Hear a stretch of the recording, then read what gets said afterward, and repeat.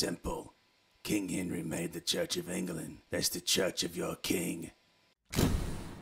What's good? My name is Coach Thornberry. I'm a high school history teacher from the U.S. state of Georgia. This will be our fourth and final video on Standard 2. Our first video on Standard 2 covered the demographics and culture of the colony with a focus on diversity. Our second video focused on the horrors of the Middle Passage. Our third video focused on salutary neglect and how independent the colonies really were during the colonial period. This video will focus on the First Great Awakening, a religious movement that took hold in the colonies. A majority of the Protestant denominations in the United States have their origins in this movement. This video will look at the last substandard of Standard 2. Standard 2 is describe the early English colonial society and investigate the development of its governance. The specific substandard is Substandard D, explain the role of the Great Awakening in creating unity in the colonies and challenging traditional authority.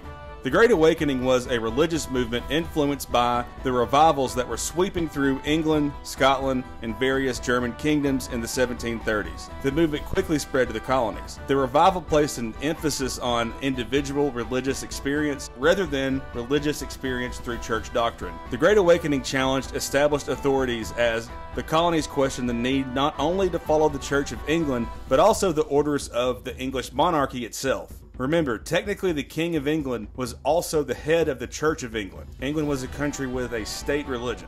The Great Awakening was, in part, a reaction to the Enlightenment movement. The Enlightenment movement emphasized logic and reason and stressed the power of individuals to understand the universe based on scientific laws. In a similar way, individuals grew to rely more on a personal approach to salvation than church dogma and doctrine through a personal understanding of scriptures. Although the Enlightenment was more of a movement of the intellectual class, the Great Awakening had a stronger appeal across all cross-sections of society in British North America.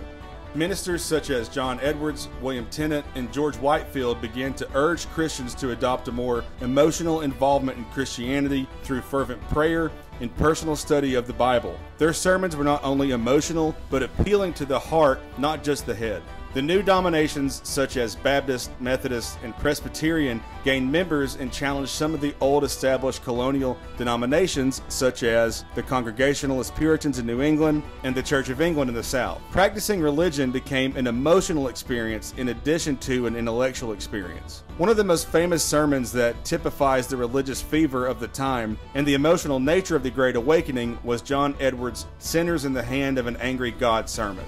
The American colonies, especially New England, had been founded on the idea that the government ruled on the basis of a covenant relationship with God and the people. This is seen with the Mayflower Compact. The governance structure of the new churches reflect the idea as churches appointed their own ministers and appointed their own churches. The governance structure of these new churches reaffirmed this idea as churches appointed their own ministers and administered their own churches. This sense of independence was soon reinforced by the political ideas of John Locke's social contract and Thomas Paine's emotional appeal for independence in his pamphlet Common Sense. Now that we have finished the first two standards and we have finished the first colonial unit, we're going to quickly recap the 8 substandards we have covered. First, we looked at Standard 1A, Mercantilism and Transatlantic Trade. Mercantilism is an economic philosophy of England in the colonial period that exploited the colonies. Transatlantic trade was the trade system that made a triangle voyage from Europe to Africa to the Americas that developed in the colonial period. Next, we looked at Standard 1B, the Southern Colonies. The Southern Colonies were founded by private companies for profit. Jamestown was the first English colony. The economy of the Southern Colonies was dependent on agriculture and slave labor. Next, we looked at Standard 1C, the New England Colonies. The New England Colonies were founded by people seeking religious freedom. Plymouth was the first New England colony. The economy was dependent on trade and shipbuilding. Also, their natural deep harbors were important. Next, we looked at Standard 1D, the Middle Colonies. The The Middle Colonies were originally Dutch and Swedish colonies. New Amsterdam was renamed New York City. The economy of the Middle Colonies was mostly dependent on trade, but also had some agriculture. Now, the first substandard of Standard 2 is Standard 2A, Colonial Culture. Immigrants mostly came from England until the restoration of the Crown in the 1660s. After the 1660s, immigrants came from a variety of countries, including Scotland, Ireland, and various German kingdoms. Next, we looked at Standard 2B, the Middle Passage. The Middle Passage was the forced voyage newly enslaved Africans took to the Americas. It was known for its brutality and crimes against humanity. American slavery is known for chattel slavery. The birth of a black American culture comes from the blending of cultures in the colonial and early American period. Next, we looked at Section 2.3, Salutary Neglect.